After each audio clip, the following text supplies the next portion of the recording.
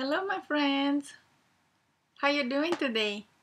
My name is Maria, and I'm going to read you a little bit. And I hope we are all together are going to learn more today about this book and how to be in business for yourself. And this book is by Bruce Williams.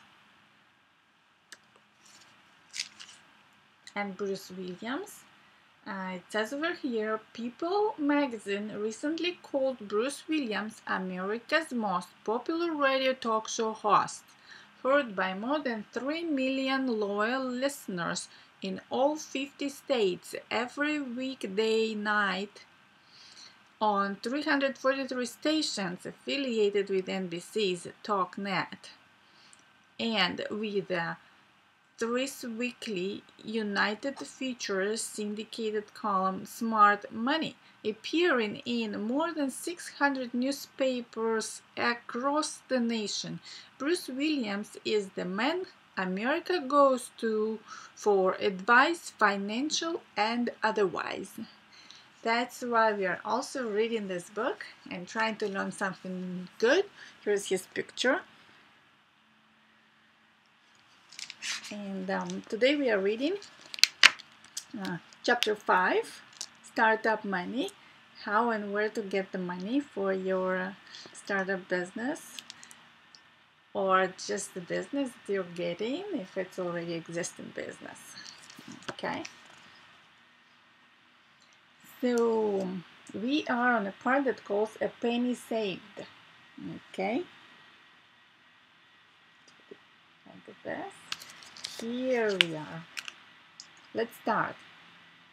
I don't think that anyone can separate the subject of raising capital for a new enterprise from the related subject of scrimping and saving during those early years of getting the enterprise afloat. Everything that you saved is in effect raised capital, money that can be funneled into the business. Anything you save. We already read just before my previous video. It was the other side of the equation. It was also very interesting. You're welcome to listen to what I think about 9 minutes. But today we are reading A Penny Saved, and you're welcome to write me questions over here in the live chat.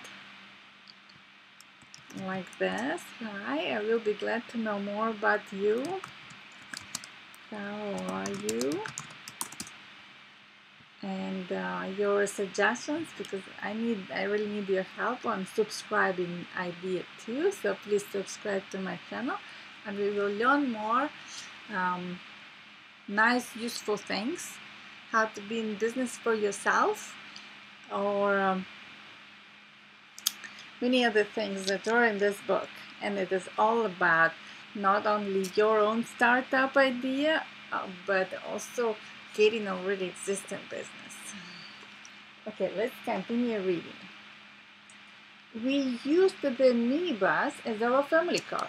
None of us were enthusiastic about that, but it got us from one place to another, and it cut down on car payments.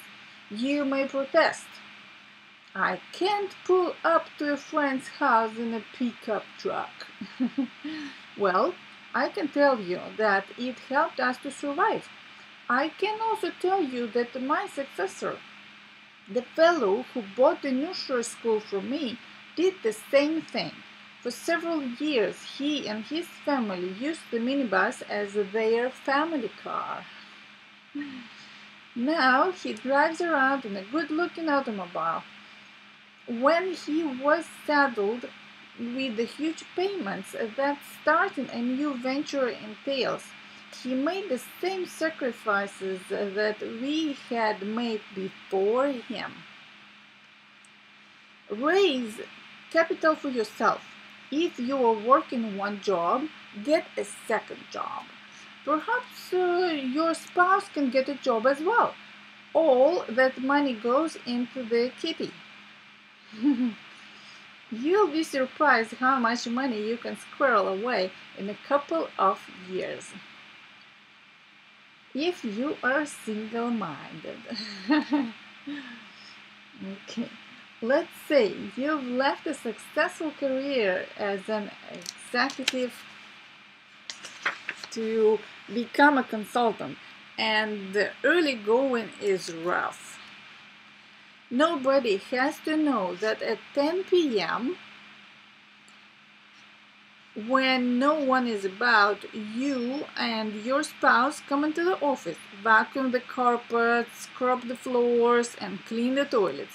If janitorial service costs you $100 a week, you have increased your cash flow by $100 by doing it yourself.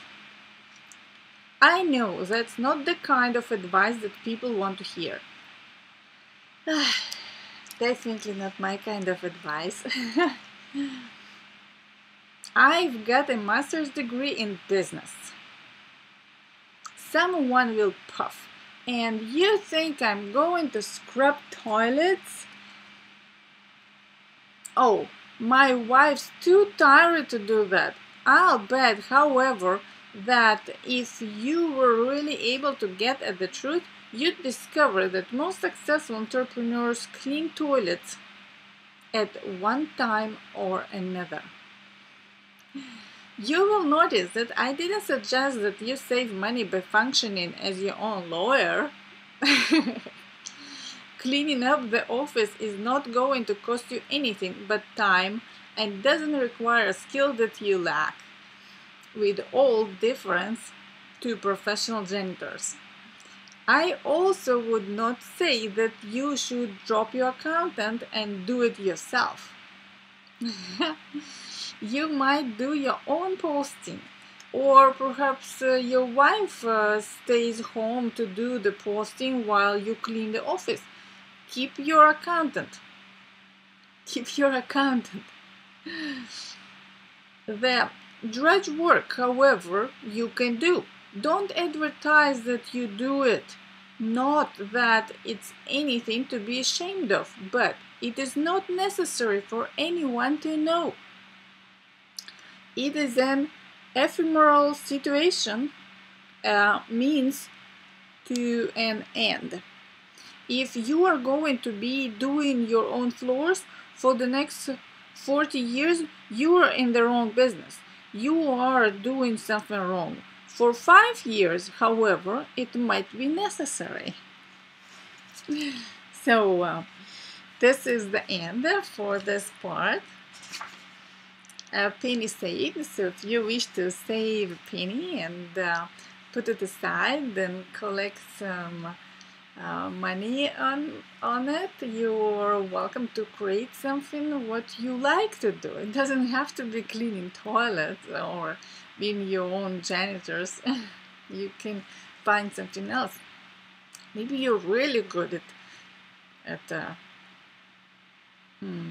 being a lawyer, so you can save on that too. Okay, well, thank you very much for being here with me today, listening to this part.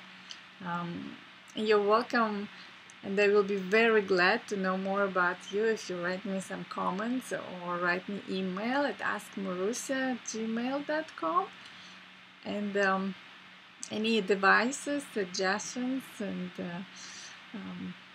maybe you would like me to read you some book that you like and you like to know about, please write me as more as you can. Doesn't matter how much you're writing, I will be glad to know about it. Okay, thank you very much. Have fun.